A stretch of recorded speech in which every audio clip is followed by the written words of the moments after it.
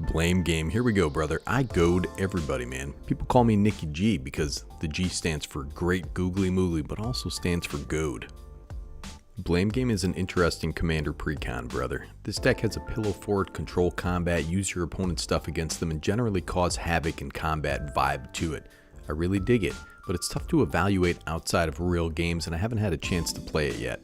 So let's dive in, Let's talk about it, let's gnash it around for a little bit. As always, if you enjoy yourself here, like, subscribe, leave a comment, and if you're feeling particularly feisty, like my perennial supporter Tyler, I just got another one from my dude Mike, you can buy me a coffee at the link in the description. Alright, let's start off with the face commander here, Nelly Borka, Impulsive Accuser. 2 red and a white for a legendary creature, human detective, it's a 2/4 with vigilance. Whenever Nelly Borka, Impulsive Accuser attacks, suspect target creature, then goad all suspected creatures. So a suspected creature has menace, can't block. Whenever one or more creatures an opponent controls deals combat damage to one of your opponents, you and the controller of those creatures each draw a card. Not bad. There's one thing you don't want a detective to be, it's impulsive, dude. Don't just accuse anybody, man. This is a good card, particularly potent build around. Giving your opponent's cards, I don't like that too much, but it's incentivizing attacking your other opponents. And they are your opponent's opponents anyways, so that's decent. And as your alternate commander, we have Feather Radiant Arbiter, also an interesting build around herself. She's red, white, white for a legendary creature, Angel. It's a 4/3 with flying and lifelink. Pretty aggressive stats right there.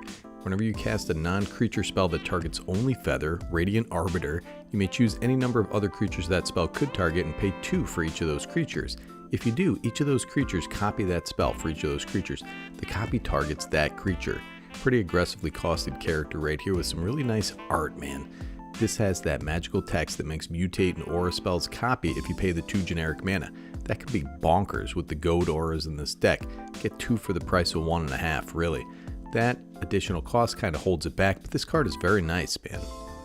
Alright, let's take a look at some new cards. Immortal Obligation, 1 and a white for an instant. Return target creature card from an opponent's graveyard to the battlefield under their control with a duty counter on it. For as long as that creature has a duty counter on it, it's goaded. Ooh, duty, dude. You goaded them with duty. It can't attack you or a permanent you control and can't block creatures you control. This is interesting. This is just a lady raising her ex-husband from the dead so she can get more alimony. And that's better, commander, dude. This card seems like poo at first glance, but it really reanimates a big old attacker for your opponent. The problem is they get all those ETB effects, etc. I mean, you're just giving your opponent stuff, dude. Not sure how I feel about this. This art is gorgeous, man. See, I love this old school type of magic art. Take the bait, 2 red and white for an instant. Cast the spell only during an opponent's turn and only during combat. Prevent all combat damage that will be dealt to you and attacking planeswalkers you control this turn. Untap all attacking creatures and goad them, brother. After this phase, there's an additional combat phase. Pretty neat little fog that forces your opponents to attack someone else, goads their creatures. This can be fetched with Sunforger, though. Just saying. Look at these 2 hot little donut lovers. They're having trouble in Paris, or trouble in pairs. 2 white for an enchantment. If an opponent would begin an extra turn, that player skips that turn instead. You stupid extra turn guys with your blue decks.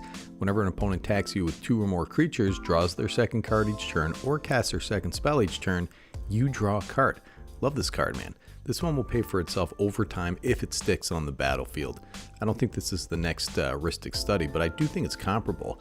You are going to draw cards off of this, buddy, provided some fool doesn't destroy it. Oh yes, let's talk about some decent reprints. Talking about this guy, the Fiendish Duo Lipa. It's got 4 red for a creature devil. It's a 5/5 with first strike. If a source would deal damage to an opponent, it deals double that damage to that player instead. Half the size, double the mayhem, not a bad rate. And that effect in a goad deck can be really devastating, man. Look at these guys. Look like some real creepy characters fresh off a bender at Chuck E. Cheese, man. Fun fact, that Fiendish Duo was only available in a game night product and was pretty pricey. Gazella, of course, just got reprinted in Commander Double Double with Cheese Edition and is down to about $2. Nonetheless, it's got a similar effect. Gazella sticks, everybody at the table's in trouble, man. Love this card. Now this guy is beautiful. Comeuppance, 3 and a white for an instant. Prevent all damage that would be dealt to you and planeswalkers you control this turn by sources you don't control. If damage from a creature source is prevented this way, Comeuppance deals that much damage to that creature. If damage from a non-creature source is prevented this way, Comeuppance deals that much damage to that source's controller. I like the new art, dude. They're shaming that demon for his hot take on Twitter, dude. Stay off of Twitter. Probably shouldn't have posted that. And now you get comeuppance, man. That's the way it works. This was a very pricey card. It's also fetchable by Sunforger.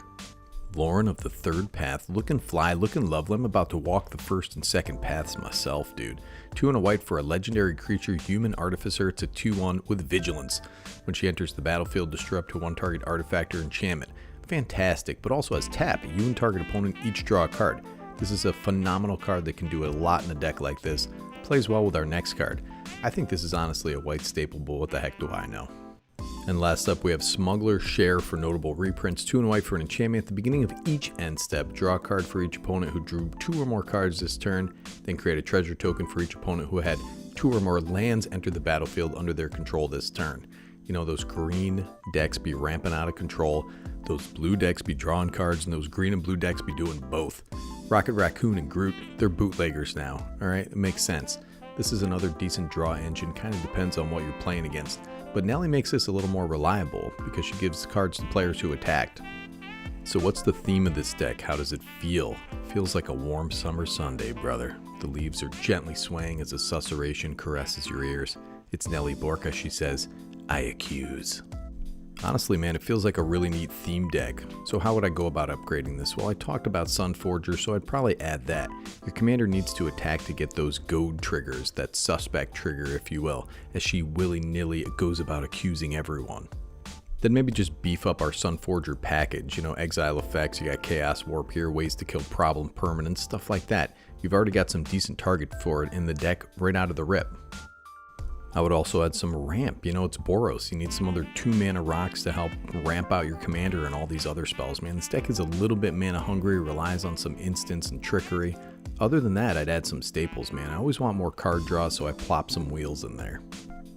Now, you do have a bunch of these little auras that goad creatures, so the sound of drums is an interesting one. 2 and a red for an enchantment aura, enchant creature. Enchanted creature is goaded. If enchanted creature would deal combat damage to a permanent or player, it deals double that damage instead. Seems like the perfect card for this deck until it's just you and the controller. Then you're screwed, buddy. Look at these Englishmen holding their brains in. You need some way to get that permanent off the battlefield, but you do have quite a few ways to do that in this deck. Also from the Doctor Who decks, you have the laser screwdriver. Dude, I got one of these in my back pocket right now, dude. Oh, it's not a laser screwdriver. It's a neat little mana rock with 3 tap goad target creature. This deck is hungry for mana rocks and can help us goad things in a pinch. Did you know this guy is $2? Grenzo the Havoc Razor is a red for a legendary creature. Goblin Rogue, it's a 2/2. Whenever a creature you control deals combat damage to a player, choose 1. Goad target creature that player controls or exile the top card of that player's library. Until end of turn, you may cast that card, and you may spend mana as though it were mana of any color to cast that spell. Interesting little goblin fella, very cheap right now. Now this is interesting, the Seeker of Slant. Hey look man, Magic is a weird game, but if I had a dime for every crab lady riding an anteater I saw walking out of Walmart pharmacy, I'd be a rich man. The problem with this card is that they can just bang their stuff into you. I want stuff that specifically goads. Although I just wanted to point this card out because I think it's neat looking. Nah man, what you really want is you want ways to get those creatures with the auras and vows back on your side of the battlefield at the end of the game. Cards like Grab the Reins. This is a pretty decent card anyway. 3 and a red for an instant. Choose 1. Until end of turn you gain control of target creature and it gains haste. Or sacrifice creature, Grab the Reins deals damage equal to that creature's power to any target. You can entwine them for 2 and a red. So you steal their thing and then, you know, smash them in the face with it. Also searchable by Sunforger, by the way. Or Funforger, as I like to say, brother. Now you also want some way to win, and Mob Rule is generally a panic I win button in most of these types of decks. You have your opponent's stuff all aured up, hanging out on the battlefield, and then you need some way to close it out, brother, because Nelly Borka just ain't it. Mob Rule is a fantastic card, relatively cheap for what it does.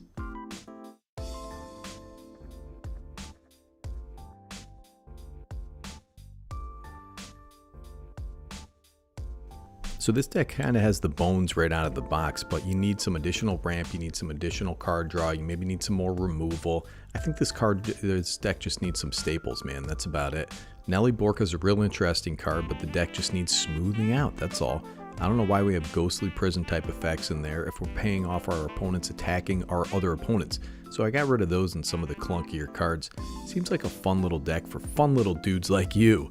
Decklist is in the description. Thanks for all your support. It's Nicky G from Better Commander, signing off.